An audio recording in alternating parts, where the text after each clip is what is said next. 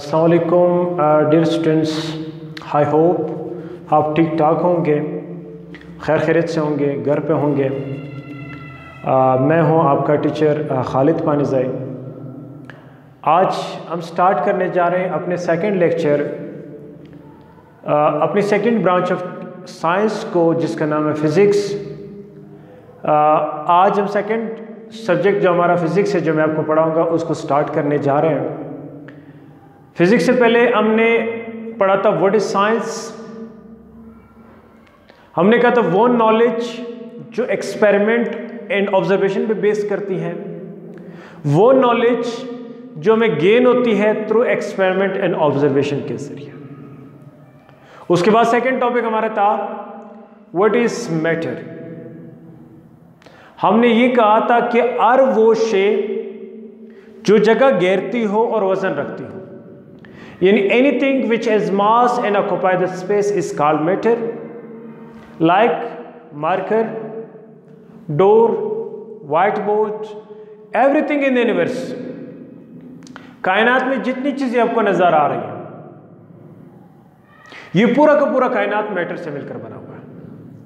But कायनात में ये जो चीजें आपको नजर आ रही है, सारी चीजें are not same, like not one state, have different shape, different state. तो इसी तरह मैटर को फिर हमने 4 स्टेट में डिवाइड करते हैं लास्ट लेक्चर में। सॉलिड, दो state of matter which have definite shape and volume. Liquid, no shape but definite volume. Gas, no shape no volume. Plasma, the mixture of hot gases in which are ionized equally positive and negative ions. Example was spark. ये हम discuss कर चुके थे। एक और छोटा सा topic भी हम डिस्कस कर चुके थे लास्ट लेक्चर में।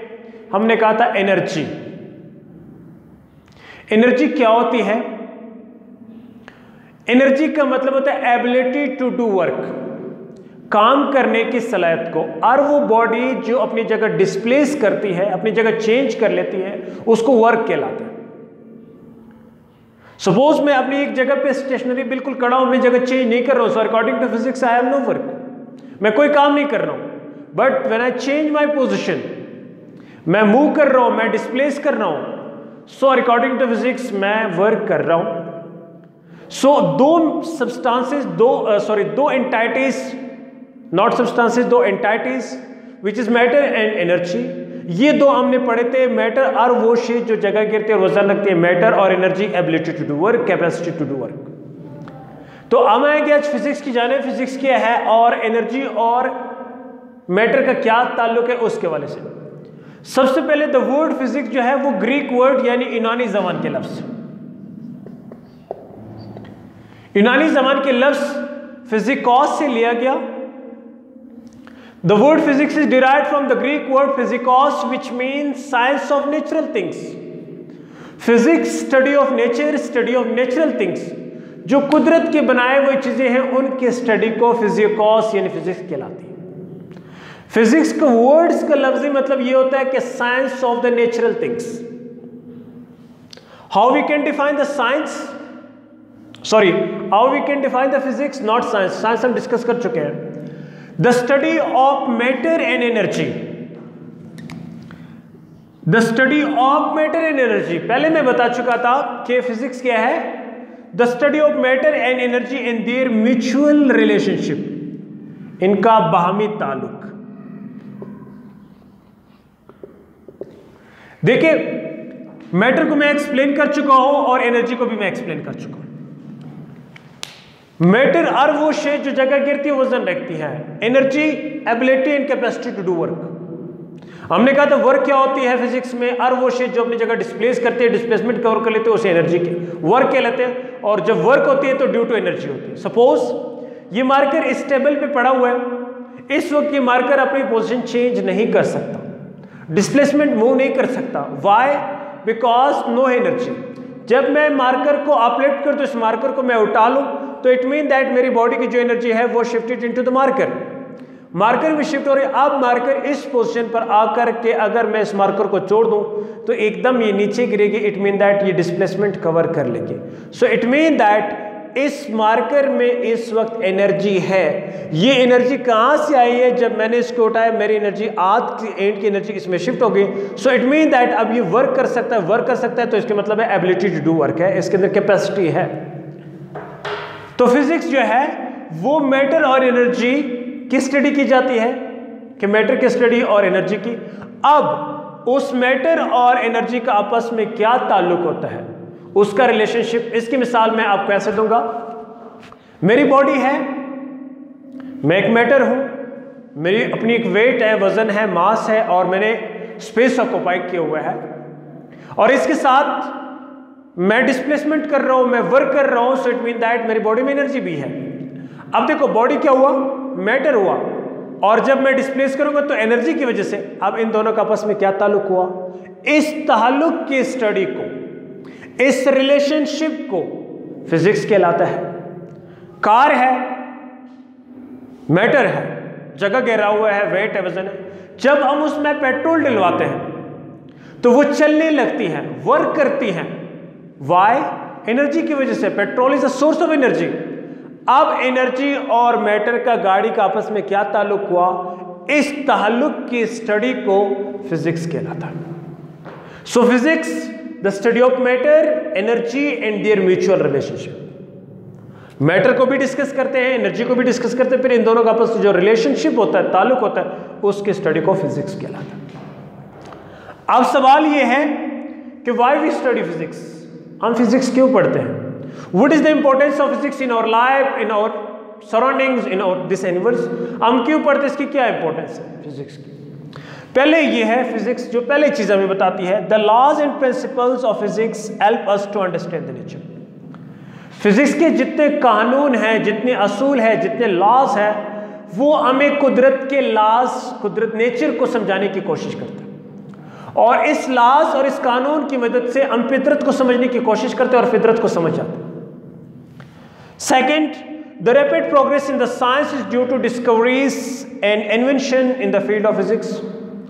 साइंस आज बहुत मॉडर्न हो चुकी है, दिन ब दिन एडवांसमेंट कर रही है। Why? Due to the new discoveries and inventions. नए इजादात हो रहे हैं, नए तजर्बात हो रहे हैं, दिन ब दिन, हर आने वाले दिन हजारों तजर्बात, हजारों नई टेक्नोलॉजी सामने लेके आ रहा है। क्यों? ड्यू टू फिजिक्स, फिजिक्स की वजह से। Modern technologies are based on physics. आज जितने मॉडर्न टेक्नोलॉजीज हैं, आप मुझे घर में बैठे अपने स्मार्टफोन की मदद से देख रहे हैं, due to technology, and this technology is due to physics. आप घर में बैठे हुए हैं, दुनिया के किसी कोने में किसी के साथ चैट कर सकते हैं, बात कर सकते हैं, लाइव वीडियो कॉल कर सकते हैं। वाई? Due to physics. ये सारे फिजिक्स की टेक्नोलॉजीज है जो दुनिया हमारे फिंगर टिप पे आ चुकी है। आज हम एक टर्म इस्तेमाल करते हैं कि the old world become a global village. Global village कैसे बनी है? Due to modern technologies. कई फॉरेन कंट्रीज में लाइव क्रिकेट मैच चल रहा होता है और वहां से हम लाइव रिकॉर्डिंग या पाकिस्तान में बैठकर अपने घर में कोयटा और बलूचिस्तान में देख सकते हैं। Why? Due to the modern technologies. इस मॉडर्न टेक्नोलॉजीज की मदद से how daily life the most devices and machine are based on physics. हमारी जिंदगी इतनी आसान, दिन ब दिन आसानी से आसान होती जा रही है ड्यू टू द फिजिक्स। क्योंकि फिजिक्स क्या कर रहे हैं? न्यू डिवाइसेस को, न्यू मशीन्स को वो डिस्कवर कर रही हैं, इन्वेंट कर रही हैं, तो उसकी वजह से हमारी जिंदगी बहुत आसान हो गई। पहले एग्जांपल कार। पहले जमाने में लोग जो है वो ऊंटों पे सफर करते थे, एक एरिया से दूसरे एरिया में, एक इलाके से दूसरे इलाके में, एक कंट्री से दूसरे कंट्री में जब जाते थे, हफ्ते, महीने, दिन, सालों लगते थे। अब वो हफ्तों वाला सफर मिनटों में, और दिनों वाला सफर घंटों में, और महीनों वाला सफर दिन के अंदर। मैं इसकी एक मिसाल आपको दूं। लोग हज में जाते थे तो वो ऊंटों का एक काफिला तैयार करते थे, आने और जाने के लिए साल लगते हैं। अब क्या कर लेते हैं? With in 4 and 5 hours through aeroplane के जरिए हम जद्दा पहुंच जाते हैं और अपने उस मुबारक जमीन को देखने के लिए। सेकंड, रेफ्रिजरेटर, चीज़ों को महफूज रखने के लिए, पानी को ठंडा रखने के लिए, और मुख्तलिफ सारे इसकी यूजेज होते हैं। हमारे कमरों में फैंस लगे होते हैं। रोशनी को इतना आसानी, दुनिया को इतना रोशन करना। पहले ज़माने में एक लालटेन, एक चिराग हुआ करता था, थोड़ी सी रोशनी होती थी। आज हर घर में ट्यूबलाइट्स, लाइट लगे होते हैं, रोशनी है, दिन का समा पेश कर रहा होता है। वॉशिंग मशीन कपड़े धोने के लिए वो हाथ से और लकड़ी से वो कपड़े धोते थे, आज within a seconds, within a minutes हम washing machine, computer and TV and television and telephone and mobile phone, ये सारे जो आप यूज कर रहे हैं इस वक्त, आप बैठे हैं, टेलीफोन भी यूज कर रहे हैं, कंप्यूटर भी है और बहुत सारे टेक्नोलॉजी, ये सब के सब ड्यू टू द फिजिक्स है। ये फिजिक्स की इंपॉर्टेंस है हमारी लाइफ में, इस वजह से तो हम फिजिक्स पढ़ते हैं, इस वजह से फिजिक्स की स्टडी की जाती है लाइफ में। अब सवाल ये है कि हर तस्वीर के दो रुख होते हैं।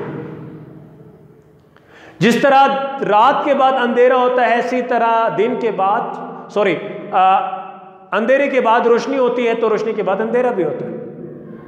हर चीज की एक अच्छी रुख भी होती है और एक दूसरी रुख भी होती है। तो अगर इस तरह फिजिक्स के एडवांटेज बहुत ज़्यादा है, इंपॉर्टेंस बहुत ज़्यादा है, यानी अगर में आप नलके के टैप से लेकर के लाउडस्पीकर तक, गाड़ी तक, ट्रेन तक, एरोप्लेन तक, सब के सब discoveries and invention of physics है और इंपॉर्टेंस ऑफ फिजिक्स। बट इस फिजिक्स ने हमारी जिंदगी में इतनी आसानियां तो पैदा कर दी, मगर इसकी कुछ खामियां भी हैं, इसके कुछ डिसएडवांटेज भी हैं, इसके कुछ नुकसान भी हैं।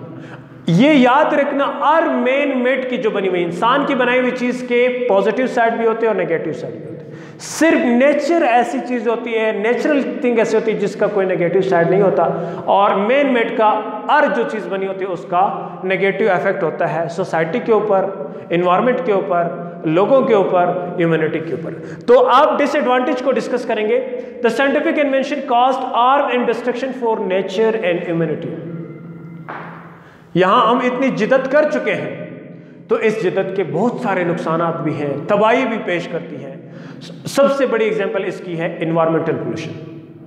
अब इस वक्त एनवायरमेंट इतना पोल्यूट हो चुका है, इतना कि सांस लेने में दिक्कत होती है और आपको इससे बहुत सारे प्रॉब्लम्स होते हैं, स्किन एलर्जीज होती है, डिफरेंट लंग्स का पेशेंट बन जाते हैं। सो ये सब environmental pollution due to the discoveries and inventions of the physics, जो हमारी लाइफ फास्ट तो कर चुकी है मगर इसका नुकसान भी है।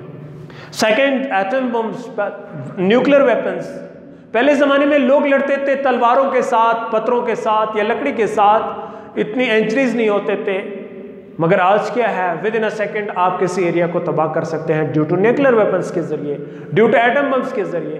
तो क्या है, ये इसके नेगेटिव इफेक्ट है जो सोसाइटी को तबाह कर रही है, जो सोसाइटी को बहुत ही खतरनाक है। आज सारे कंट्रीज लगे हुए इस रेस में कि कौन सबसे ज्यादा न्यूक्लियर पावर बनता है, कौन सबसे ज्यादा अच्छा एटम बम तैयार करता है, फिर एक दूसरे को धमकाने के लिए। हम इस बात को नहीं देखते हैं कि हमने पॉजिटिव साइड, आजकल पूरी दुनिया नेगेटिव पे भी जा रही है। तो ये थे डिसएडवांटेज ऑफ फिजिक्स। आज का हमारा topic what is physics, importance of physics, disadvantage of physics, ये टॉपिक कवर हो गया। इंशाल्लाह हमारा नेक्स्ट टॉपिक होगा branches of physics, lecture number 3 के साथ हम दोबारा हाजिर होंगे। आप सबसे रिक्वेस्ट की जाती है कि अगर कोई क्वेश्चन, कोई प्रॉब्लम, कोई वर्ड्स, वॉइस, वीडियो, यानी कोई भी इशू है तो प्लीज़ हमें ज़रूर व्हाट्सएप पे फीडबैक दीजिए। थैंक यू, मिलेंगे इंशाल्लाह नेक्स्ट लेक्चर में।